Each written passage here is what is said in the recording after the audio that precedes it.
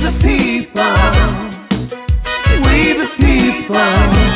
For Politics Unusual. Politics Unusual. Choose, choose. Politics Unusual. Politics Unusual. Choose, choose. Politics Unusual. Politics Unusual. Choose, choose.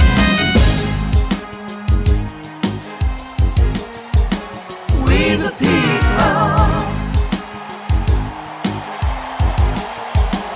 We the people. Hi, I'm Joni Novick, and you're watching New Jersey Politics Unusual. Each week we'll be taking a look at the people in the news who make New Jersey's politics unusual. This week we're going to be watching Steve Lonegan at the AFP conference, that's Americans for Prosperity. We also have an interview with Michael Illions of Conservatives with Attitude, that's his blog, and also to tie up our loose ends, the Tea Party, we've got a guy who, well, compares Barack Obama with Adolf Hitler. So, first we start off with Steve Lonegan at the Americans for Prosperity conference, giving his opinion on a recent Supreme Court case. Okay, we've got Steve Lonegan, my good friend, who's the director of the Americans for Prosperity. Steve, I was asking for your opinion about Citizens United case that came before the Supreme Court. They ruled by slim 5-4 decision that corporations are allowed to give to political campaigns. I just want to hear from your side of the aisle, your thoughts on that.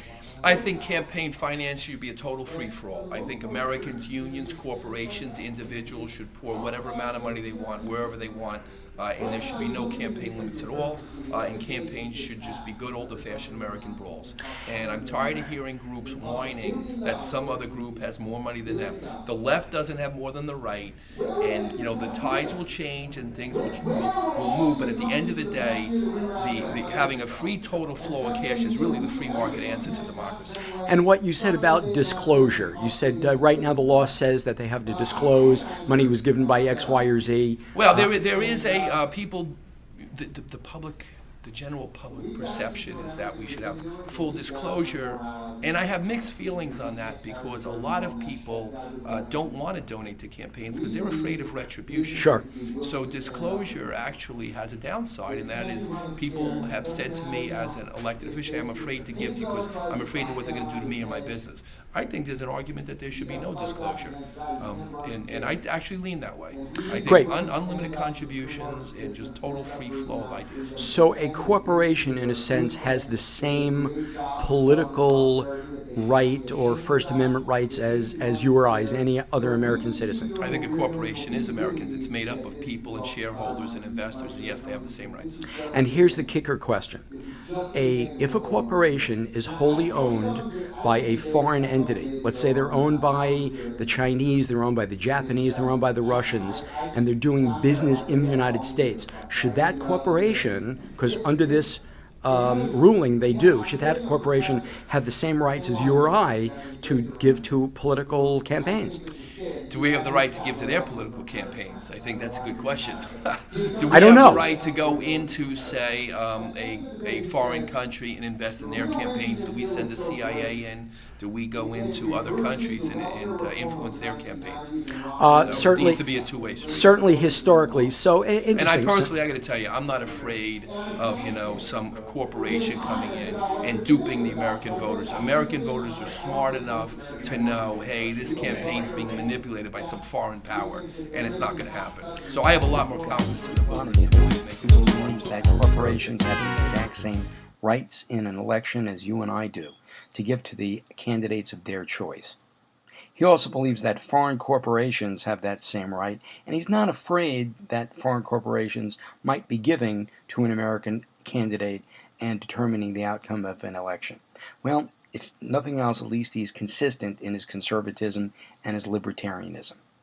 Next up, we've got Michael Illions of Conservatives with Attitude. That's his blog, and it's the most well-read conservative blog in New Jersey. Of Conservatives with Attitude, a great conservative blog in New Jersey. Michael, I just want to ask a couple of questions, an area of controversy.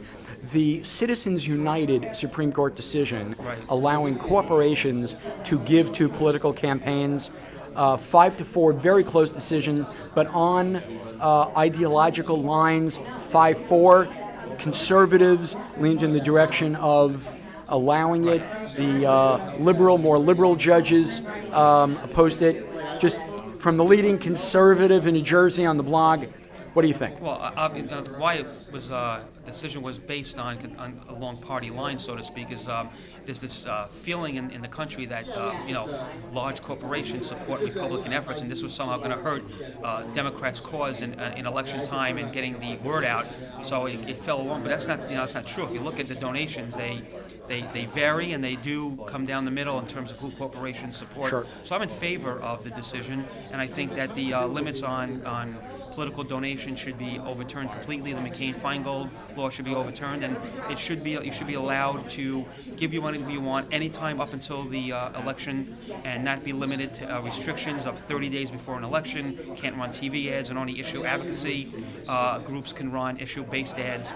And I'm in favor of the decision. I think it's going to be good for politics to have corporations have a say and input on behalf of their companies and shareholders. No, I can't believe you actually agree with the National ACLU on this issue. Yeah. So, on record, Michael Illions agrees with the ACLU, which they come one down. thing right once in a while. Thank you, appreciate that. So here's the kicker question, though. Well, here, let me ask the same question I asked Steve. Do you believe that such donations, that there should be transparency, that voters should know that, let's say, ExxonMobil or George Soros or whoever's corporation gave to that particular issue or candidate? Oh, definitely. So All transparency donations should be transparent, and everybody should know who's given how much and when and to who. Definitely. Now, here's the kicker question, man. You ready? This I'm is ready. The kicker question from your liberal Democratic left-wing friend. If there is as you know, a corporation isn't always an American corporation. That's Let's correct. say you have the Bank of China, whose principal place of business is in Beijing. The only thing they do here is business. Right. Okay? That corporation, do you think that corporation has the same First Amendment rights as you and I do? I don't believe that foreign corporations should be allowed to have money donated within the American political system. However, American-based citizens working for that company obviously should be allowed. Well, yeah, as an individual, Yes. if I work for the Bank of Right, China, exactly. I can write a check for a But I don't candidate. think any foreign-based corporations, even if they have subsidiaries here or headquarters based here, should be allowed to partake in political donations on behalf of the company when they have foreign interests their main goal.